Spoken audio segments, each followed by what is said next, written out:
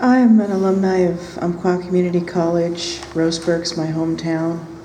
And I split a lot of time between Snyder Hall, which was where the incident took place, and Jackson Hall, which overlooked the river.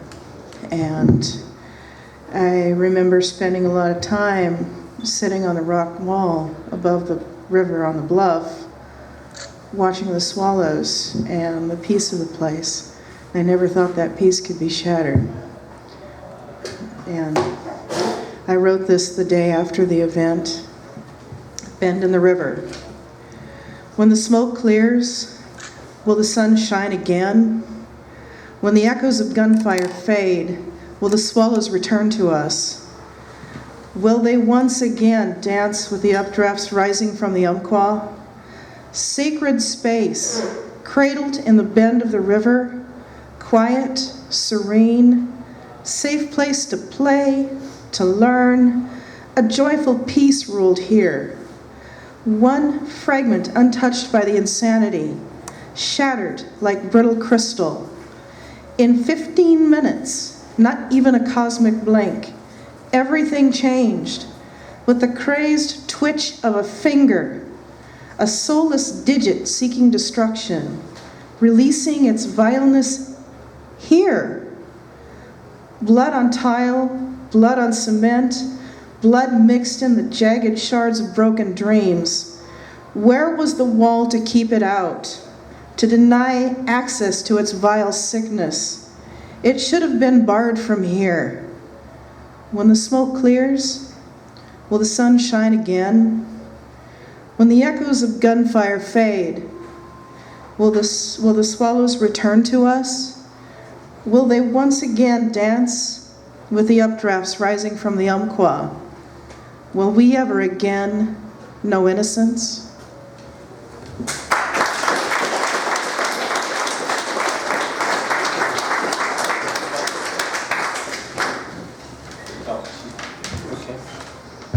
And next we're going to hear from Bob Sunshine. Come on, Bob.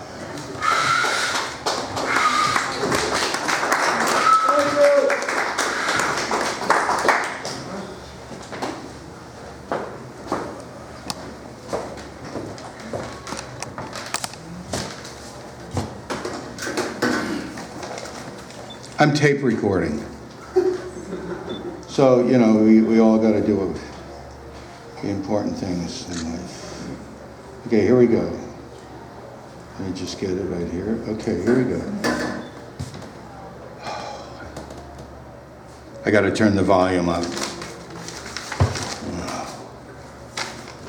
All right, enjoy the next 3.5 minutes, because it's going to seem like a hell of a lot longer. This one, I've written 2,632 poems as of before I came here tonight. This is the only one I titled. It's called Jane. Reached out for her nerve center. Tumbled away, frequenter. Comforts eventually plain. Wet again, untrained, tear stain. Okay, now we're going to go through these. Thank you. Please hold the applause till I leave the building. Okay, here we go. Line down center of hatchback.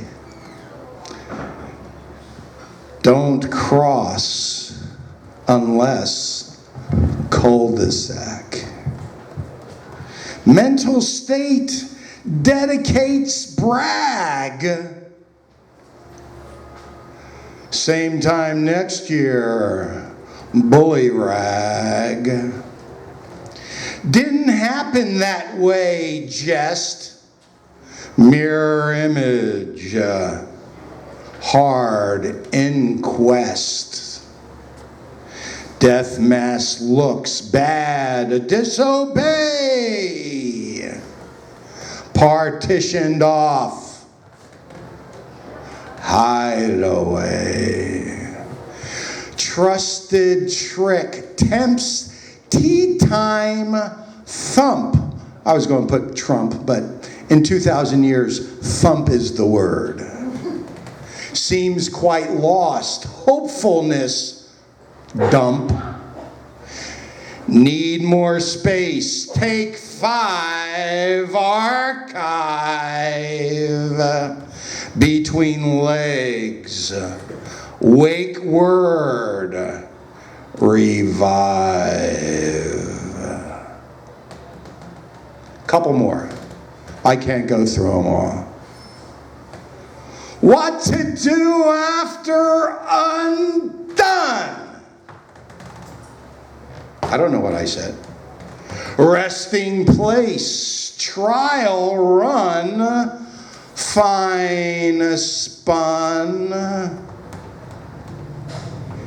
out of ink, blot, test, flim flam, very sad, this telegram. One more.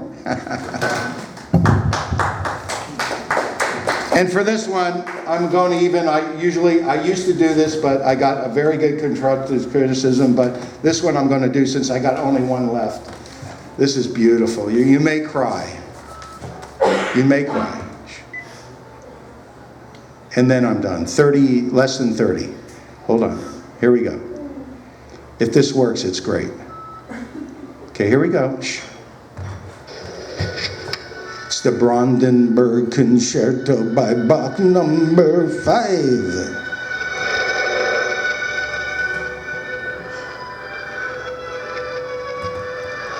Olive oil.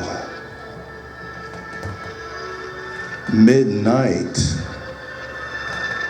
Despoil. Popeye knew his girl was loyal. Flirtation, foreplay, fling, false. Let's do that one again. Filtration, foreplay, fling, false. In ballroom. Pluto parts waltz. You better believe it. Have a great night. Thank you, Christopher. Unbelievable venue.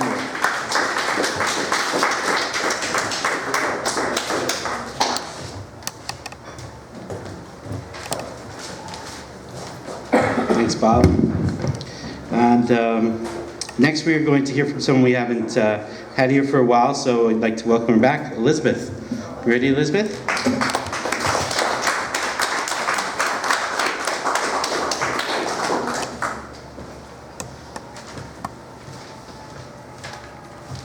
Actually, haven't been here at all. You haven't? I'm sorry. It was the other place. It was the other place. And it's been a really long time since I've read out loud in front of people. Wish me luck. Wet salt fern. A native, my face and shoulders tilt and square, north and west. I know the strong pull of my boots into damp earth and the stenchy ozone of rain running off mossy roof, deadening voices indoors, wood smoke and fog drifting through dense bracken and old-growth trunks gnarled and slick. And in the fragrance of wet possibility in my grandson's fog-misted hair and nuzzled throats, a smell like trees dripping.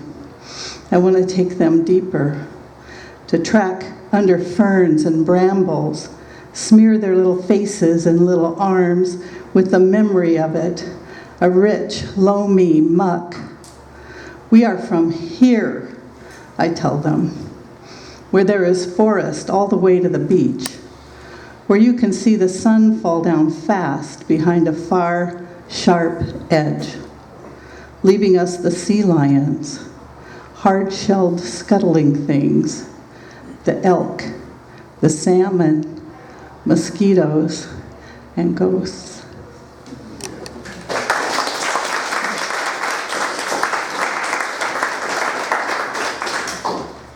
Irvington in October. The sound of rain irrigates the mind's landscapes where storms rim the west hills, a dark cobalt deepening the low sky. You hate sunsets because of the sadness gathering, so we step outside after the blunt percussion of your memory lets up, walk around on uneven ground, one or the other of us more stable on our feet, taking turns holding one another up. In the night neighborhood, there are ghosts in the trees, trikes left on the grass, pumpkins leering from porches at the awkward pace of a clumsy, incongruous couple ducking in and out of the fog and the rain, laughing.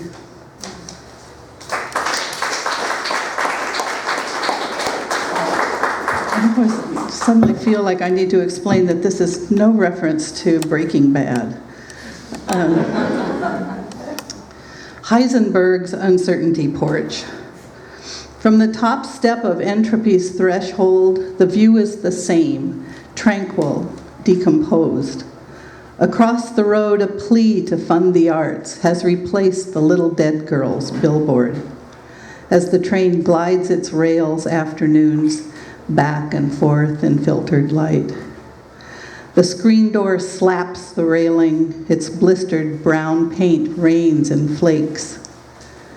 Pacing the same ground, the same distance down the block never comes out right when we're fighting, until you finally say the thing that makes me laugh. I'm talking, you're smoking. Mostly peaceful, not asking how much. Sometimes love weighs enough not to be measured. Exact precision is just a fallacy anyway, as if size ever mattered or a dish cares what is spilled.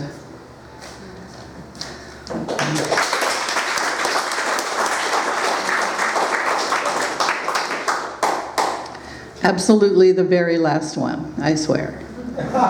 Seriously. I told you once that your soul is an incandescent lighthouse for my lost boat.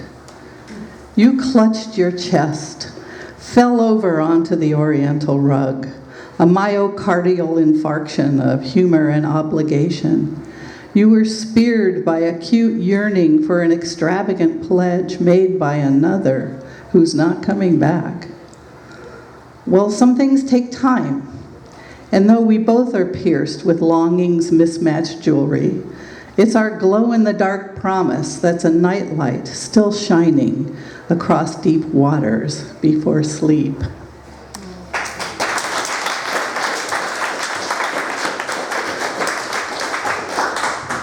Okay, we're going to have one more open mic reader, and then we're going to call up our featured reader. I'm mentioning that to give her a chance to prepare.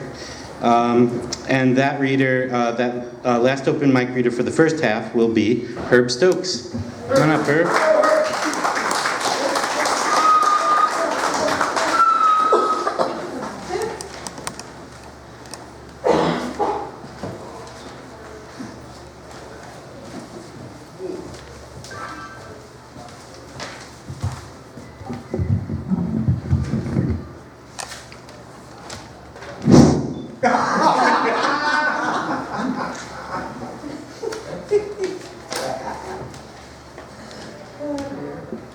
Two new drivers parking a car, or how I met my husband. Okay, forward, now turn right. Slow, slow, back up, turn left, more left, hold. Now, just a little more left, stop, go right. Oh, too far right. Yeah, I think you kind of touched the door. Just go back a little more. You can hardly see it from this angle. Oh, I think that's him coming over now. Hi! We were just saying this place needs a bigger parking lot. Just too many cars trying to get in here. My name? Martha is good.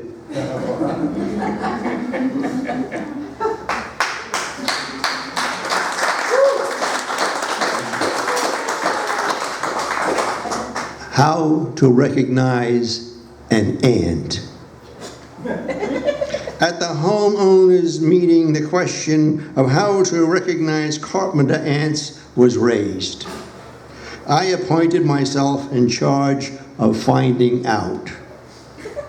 A couple of days later, I sent the homeowners board the following email. I have spoken to a pest control man, and this is what I learned. The ants are usually black and fairly large. Look for a gray belt around their waist. Now look very closely, and if you see a teeny-weeny hammer and saw hanging from the belt, it's a carpenter ant.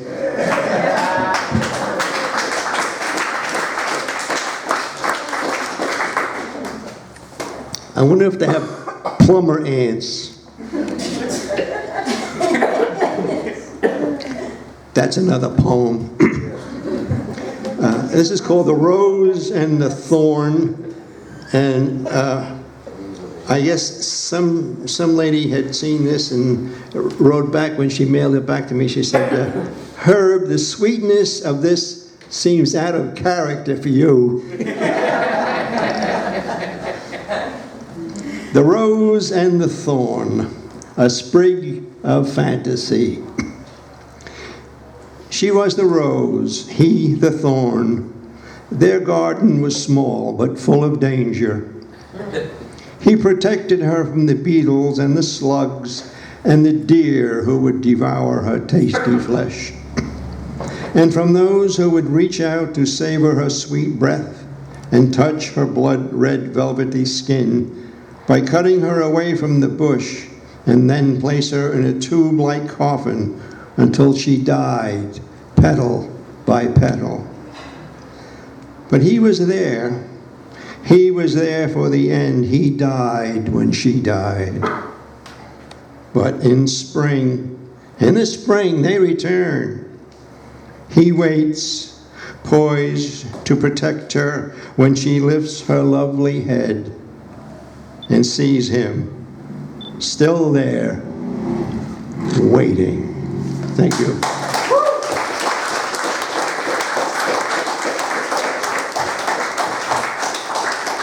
Thank you, Herb. And we're really, we're blessed to have people that are willing to travel long distances to come, especially to a budgetless poetry reading. 11 years old and still essentially, you know, the readers are coming out of the kindness of their own heart. So one real way to support a traveling poet, of course, is to buy a book, and there are books for sale. Our featured reader, Sarah Webb, a former Vancouverite, now lives in the Texas Hill Country with her hound dog Rex and reads frequently in Oklahoma and Texas.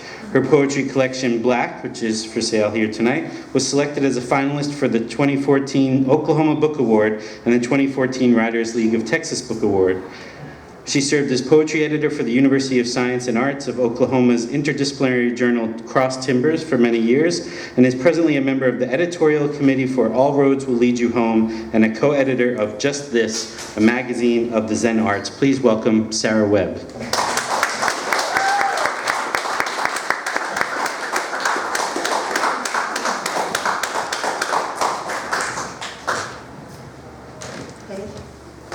Let's see.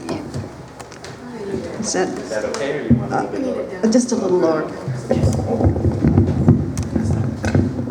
Okay. These poems started in Oklahoma. You have ravens here, but we have crows. And crows would come to my backyard and call all over the place and do the kind of the loop-de-loop things that crows do and make a big fuss. And I was kind of like Toni with her birds and, you know, her migrating birds. I wanted to go out the house and see what was happening. And I thought, well, why do you care? And I realized there was something about them that really appealed to me. And I started looking into them, found all around the world crows and ravens are sacred. And that was the starting place. And it turned into an exploration that went off again, away from birds and into black and desert and a lot of things. But essentially these poems are all pointing to a reality behind the reality we see every day. And they come from all different cultures. And the first is Noah's Ark. It's a Jewish thing, and the black bird there is not clearly a raven or a crow. We don't know, it's just a big black bird. And the story is that before there was a dove, Noah sent out this black bird to see what was out there. So that bird talks. An insult, that dove. It was entirely unnecessary. I had already gone. Dove was just an afterthought. And no, I didn't come back. No reason to. Lack of the alternative was the only thing keeping me on that ark. Zebra dung, snake dung, and the smell of the apes. Noah made such a fuss about Dove. How she rushed to him with her beak full of leaves to say the land was habitable. Right. Good little pigeon. Obedient. Tell her to do something and she will. A man can send a dove with a letter over miles of forest and freedom. She'll go back to her cage. Admirable in a way. A dove makes a good employee. I didn't come back. No.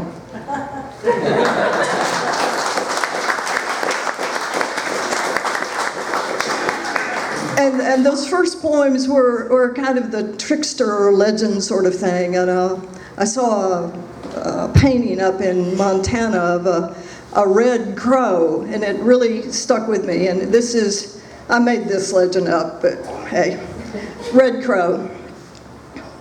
I knew a crow once who used to claim he was a cardinal who got toasted. He'd rouge his wings, slick his feathers, and sigh, "Ah, yes, I was glorious, red as holly, red as cactus tuna. Oh, you should have seen me when." Then he'd cock an eye at one of those cardinal girls.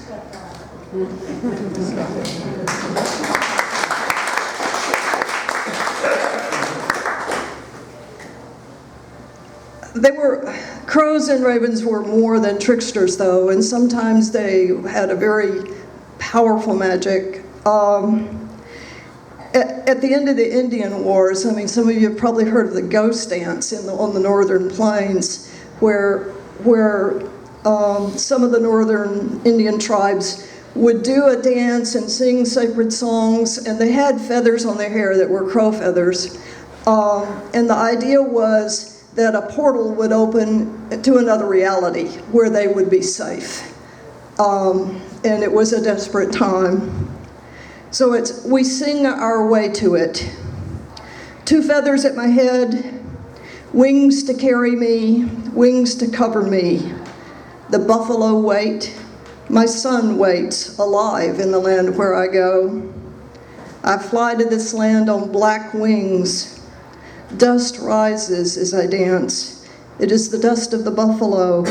It is the dust and grass of that land.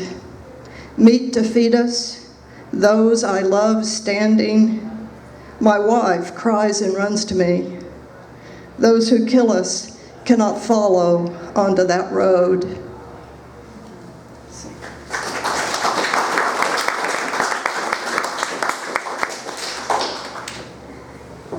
And this is not a real place. But there are really actually shops that sell what I'm about to describe, but it's not a real place. But anyway, the seller of wild birds. Jive joints, tango parlors, one-window groceries with piled bitter melon, sacks of rice, fly-specked bar signs announcing papas fritas, leche de coco, cerveza, barbecue carts, tired shops with heaped clothing, signs in Chinese and Spanish saying, "Buy here, una ganga." On the corner, thin-haired men in guayaberas play checkers in the shade of an awning. The newsstand next to them crowds bedding sheets, papers in 17 tongues, cigars, dulces in crackling pink paper. News photos faded by tropic sun offer women in brazen poses, legs akimbo. The man at the kiosk selling Orange Julius follows me with his eyes, but I stride past on my way to the seller of wild birds. My daily pleasure to watch through glass the birds that sweep about his shop. Today I enter for the first time, drawn by a row of turquoise parakeets teetering on a line. A sparrow flits past, a blue-black bird stepping along the counter quicks out a song like static. The owner, aproned like a butcher, scatters seed from a bucket. Birds flutter down in an implosion of dust and straw. In the shadows, a junco languishes, his dark head weary. The door to his cage stands open, but he remains, gripping the perch. The owner follows my gaze. "You want?" he asks. I hesitate, embarrassed, and he reaches in for the little bird. A bright eye looks out at me from the calloused hand. Startled, I shake my head. "No." He shoves the bird in a paper sack. $1.50, he says. He rolls the top of the paper to close it. "I'm taking him to the park," I tell the man as I give him the money. He nods, but as I pull the screen door open, he calls after me, "She comes far from here, she will not live." I walk down the sidewalk among the black-haired people. From the stiff brown paper comes the scritch of a claw.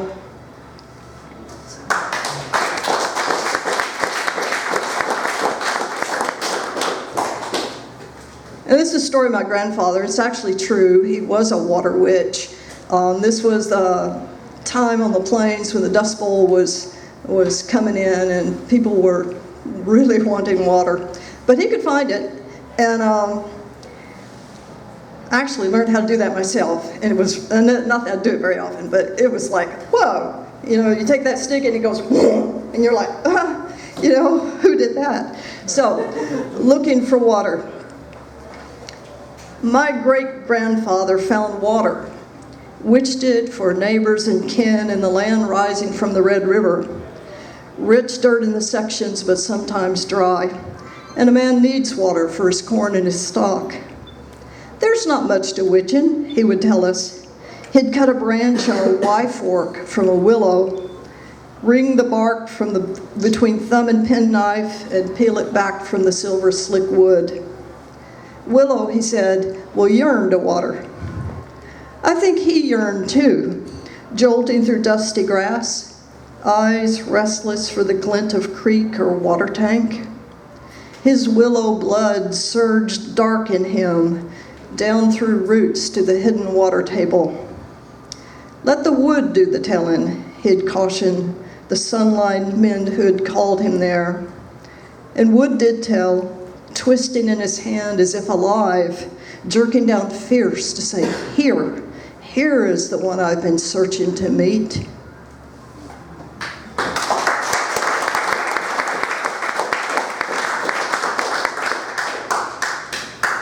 And like I said, this kind of exploration of birds and blackness began to go quite far away from birds. And this one's It's called empty.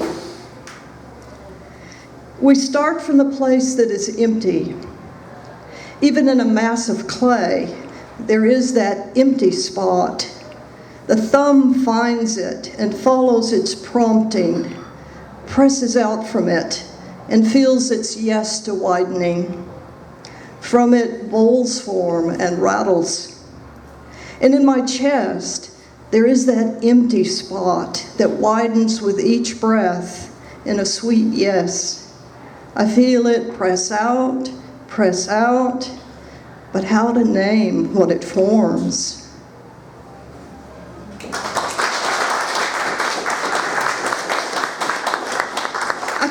I come up here every summer and visit my friend Sheila and her husband, and in the beginning I used to go on the train, or did sometimes, and this is one of those train rides.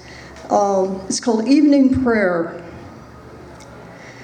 As the train rattles through Oregon forest, night comes on. The girls at the back of the car have put on their head coverings and taken off their sandals.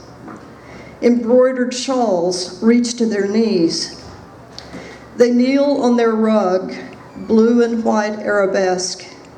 Hands together they bow, touch head to the swaying floor. Standing, the youngest balances on bare feet. Her lips move as she looks out at dark in the train window.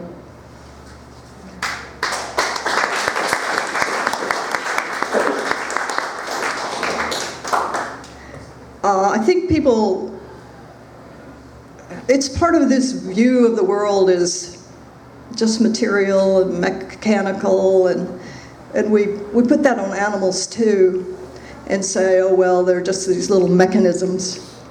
And so this is a bird poem and a people poem, I guess. The altruism of birds. Ravens clamor the flock to a hidden feast. Hark and hoot to show the way. They share. We'll assume it's for the usual reasons, courting or potlatch or the bullying strength of numbers. Why are we surprised? After all, people share, and often for no reason we can name. Men share and wolves share. A raven may tip his wing to a hunter. A badger may shelter a boy in his den. A roadrunner adopted a man I knew. The bird would bring him lizards and grasshoppers, lay him at his door as a cat might. One time, she brought the egg of a wren. Once, she came right up to the man as he sat in the shade of his patio, and she looked at him. Her eye had that bird glint that might mean anything. Pride in her prowess, yearning for the touch of his beak, or delight in the glare of the sun and the taste of snake before it is given away.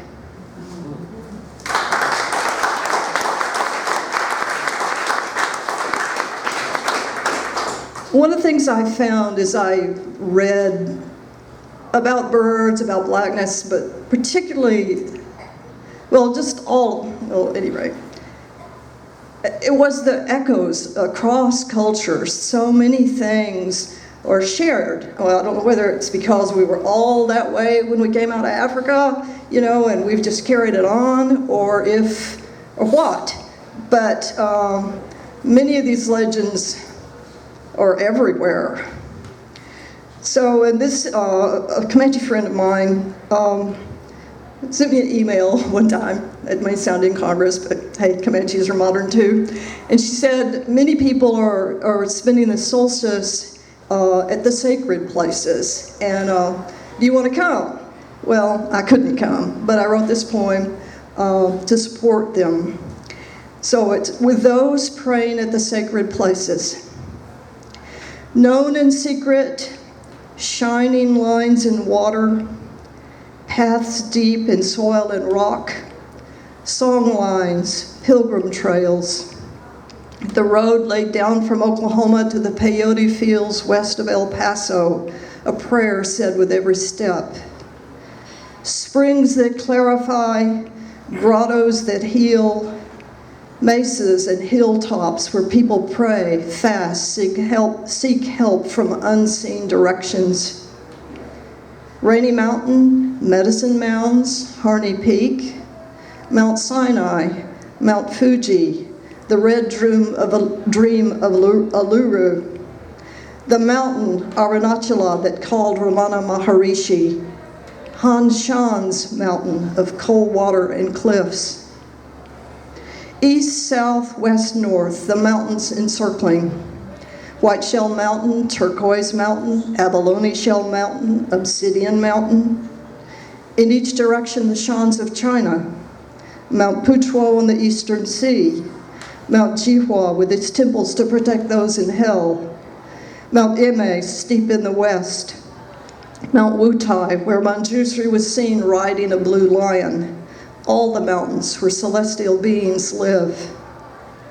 Passes guarded by wrathful deities, caves that lent themselves to Bodhidharma and to the desert fathers, cliffs the ancestors carved in warning and entreaty, caverns where torches flared paintings of horses and rhino, groves of shadow and water owned by gods, the Mother Ganges water to immerse in, banks where bodies are set to float, platforms high in cedars to give the dead to air, bones hidden in earth and the earth around them made holy, valleys of burial stones, mounds and circles of lichened rock, churches built over the ruins of temples, over the ashes of sacred fire, over rock that lives and gives light, waters where dolphins come to meet men, mountain valleys where ravens step near to hear sages speak, labyrinths with flower centers, stations of the cross on the slant of arid slopes, kivas dug into the enclosing earth, springs ringed round with symbols of eternity, hillsides where the wind comes, water where light jostles, a path up bare butte in the dusk, hearing the click of wild turkeys stepping over stones. All these protect and strengthen. All these let shine. The earth like a jewel of bright lines, waters gleaming, land filled with power, calling us into it.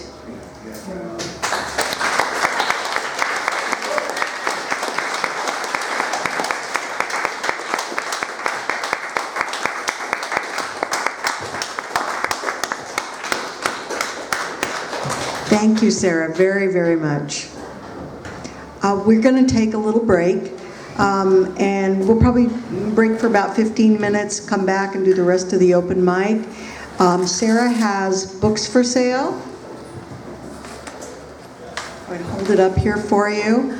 You can grab one of these books, and I will be in the back of the room where you can pay for it. And we'll have Sarah sign them. And she would be available to sign them. That's great. So 15 minutes, we'll see you back then.